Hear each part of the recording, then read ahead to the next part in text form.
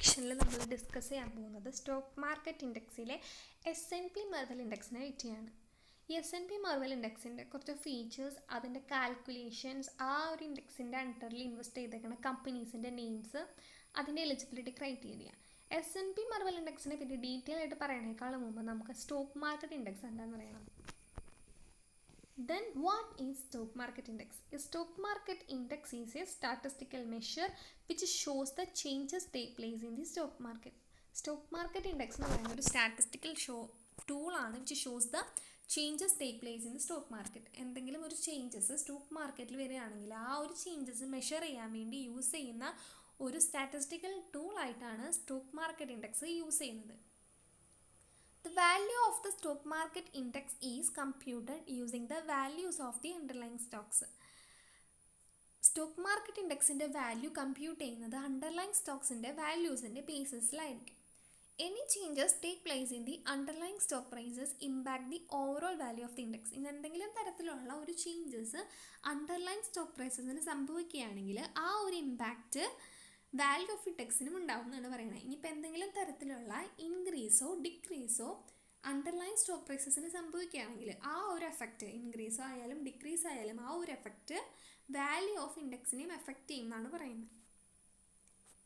Examples for the stock market indexes are S&P 500, Dow Jones industrial average and Nasdaq composite. ഇതിൽ കുറച്ച് examples മാത്രമേ ഞാൻ include ചെയ്തിട്ടുള്ളൂ. ഒരുപാട് എക്സാമ്പിൾസ് നമുക്ക് ഈ സ്റ്റോക്ക് മാർക്കറ്റ് ഇൻഡെക്സിൻ്റെ അണ്ടറിൽ സെർച്ച് ചെയ്താൽ കാണാൻ പറ്റും.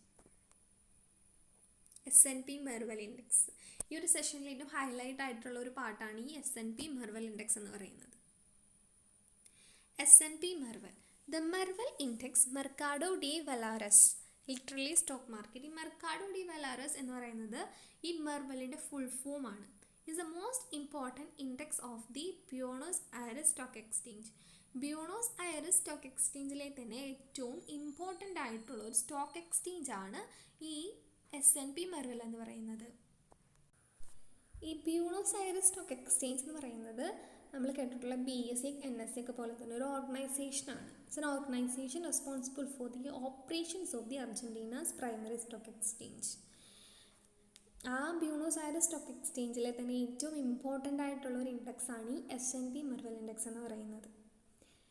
നെക്സ്റ്റ് പോയിന്റ് എന്ന് പറയുന്നത് price weighted index. S&P Merval index എന്ന് പറയുന്നത് ഒരു പ്രൈസ് വെയ്റ്റഡ് ഇൻഡെക്സ് ആണെന്നാണ് പറയുന്നത്. ഈ പ്രൈസ് വെയ്റ്റഡ് ഇൻഡെക്സ് എന്ന് വെച്ച് കഴിഞ്ഞാൽ പ്രൈസ് വെയ്റ്റഡ് ഇൻഡെക്സിൽ കമ്പനി സ്റ്റോക്സ് വെയ്റ്റഡ് ചെയ്യുന്നത് അതിൻ്റെ ഷെയർ പ്രൈസസിൻ്റെ ബേസിസിലായിരിക്കും. എന്ന് വെച്ച് കഴിഞ്ഞാൽ company stocks are weighted according to their share price.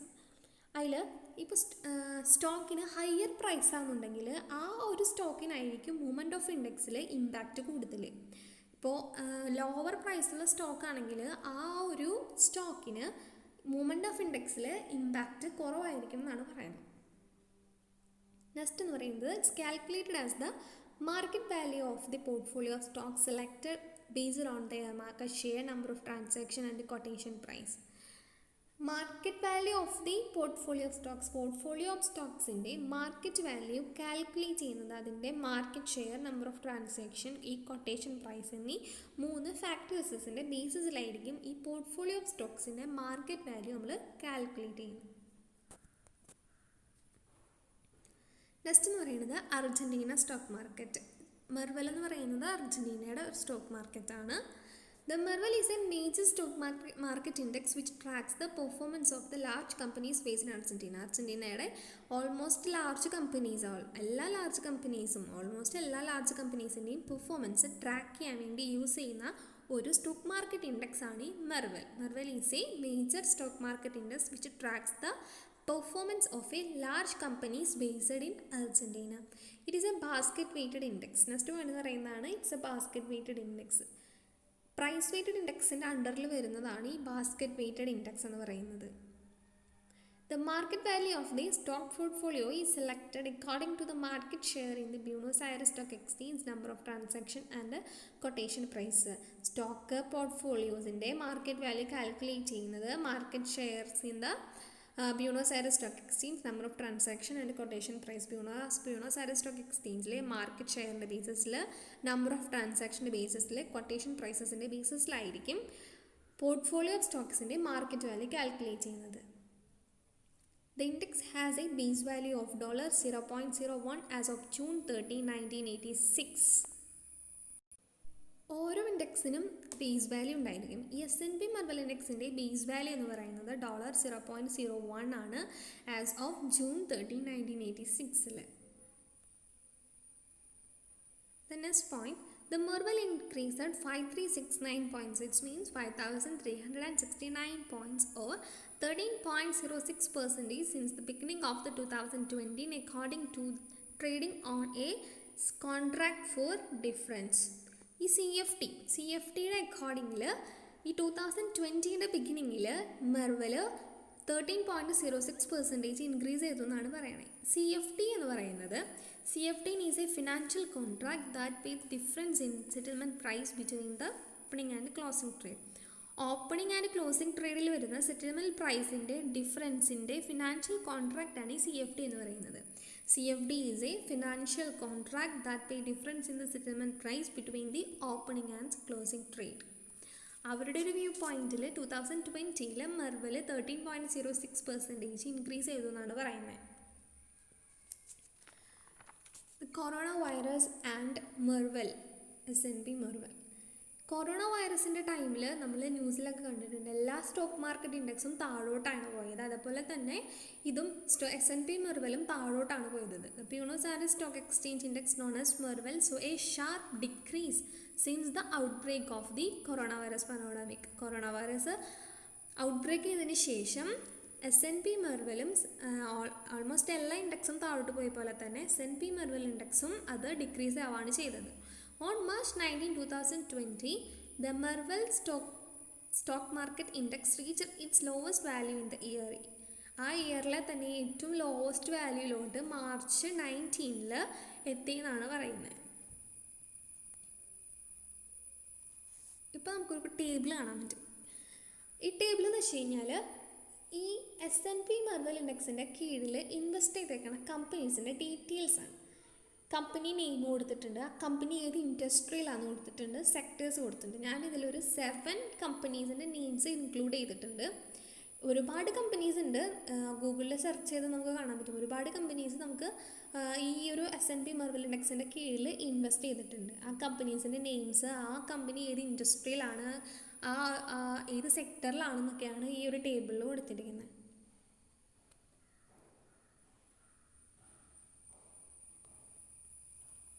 Then the calculation of index.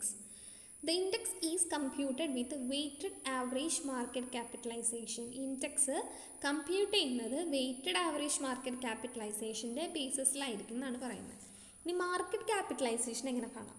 ഈ മാർക്കറ്റ് ക്യാപിറ്റലൈസേഷൻ കാണണമെന്നുണ്ടെങ്കിൽ സ്റ്റോക്ക് പ്രൈസും ഷെയർ ഔട്ട്സ്റ്റാൻഡിങ് തമ്മിൽ മൾട്ടിപ്ലൈ ചെയ്യുമ്പോഴാണ് നമുക്ക് മാർക്കറ്റ് ക്യാപിറ്റലൈസേഷൻ കിട്ടുന്നത്. It's means the market capitalisation is based on multiplying the stock price and the shares outstanding. അപ്പോൾ നമുക്ക് market capitalisation കിട്ടും. ഇനി ഓരോ സ്റ്റോക്കിൻ്റെയും വെയിറ്റ് എങ്ങനെ കാൽക്കുലേറ്റ് ചെയ്യുന്നതാണ്? Each stock weight is calculated by dividing the market capitalization of each stock by the total market capitalization of S&P 500. Each സ്റ്റോക്കിൻ്റെയും weight calculate ചെയ്യാൻ വേണ്ടി ഓരോ സ്റ്റോക്കിൻ്റെയും മാർക്കറ്റ് ക്യാപിറ്റലൈസേഷനെ total market capitalisation of S&P 500 കൊണ്ട് divide ചെയ്ത് കഴിഞ്ഞാൽ നമുക്ക് ഓരോ സ്റ്റോക്കിൻ്റെയും വെയിറ്റ് കാൽക്കുലേറ്റ് ചെയ്യാൻ പറ്റും. It's means by dividing the market capitalisation of each stock by the total market capitalization of S&P 500. ഇപ്പോൾ ഇങ്ങനെ ഡിവൈഡ് ചെയ്ത് കഴിഞ്ഞാൽ ഓരോ സ്റ്റോക്കിൻ്റെയും market capitalisation total market capitalisation of S&P 500 തമ്മിൽ ഡിവൈഡ് ചെയ്ത് കഴിഞ്ഞാൽ നമുക്ക് ഓരോ സ്റ്റോക്കിൻ്റെയും വെയിറ്റ് കാൽക്കുലേറ്റ് ചെയ്യാൻ പറ്റുമെന്നാണ് പറയുന്നത്. Then eligibility criteria. Eligibility criteria ഒരു 5 പോയിൻറ്റ്സ് ഉണ്ട്. ഇതിൽ ഫസ്റ്റ് പോയിൻ്റ് എന്ന് പറയുന്നത് ഇൻവെസ്റ്റബിൾ വെയ്റ്റ് ഫാക്ടർ അല്ലെങ്കിൽ ഫ്ലോട്ട് ഫാക്ടർ എന്ന് പറയും. ഈ ഇൻവെസ്റ്റബിൾ വെയ്റ്റ് ഫാക്ടർ 5% എങ്കിലും വേണമെന്നാണ് പറയുന്നത്. The stock must have an IWF of at least 5%.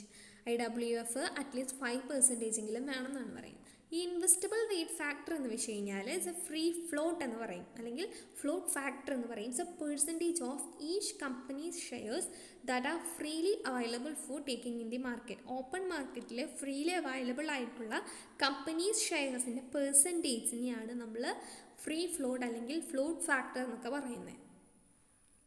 IWFs are determined using public information. IWF determine ചെയ്യുന്നത് പബ്ലിക് ഇൻഫോർമേഷൻസ് യൂസ് ചെയ്തിട്ടാണ്. IWF കാൽക്കുലേറ്റ് ചെയ്യുന്നത് S&P/DJI float adjustment methodology use ചെയ്തിട്ടാണ്. നെക്സ്റ്റ് പോയിന്റ് എന്ന് പറയുന്നത് trading ഹിസ്റ്ററിയാണ്. The stock must have traded in at least 95% of the trading sessions over prior 6 months.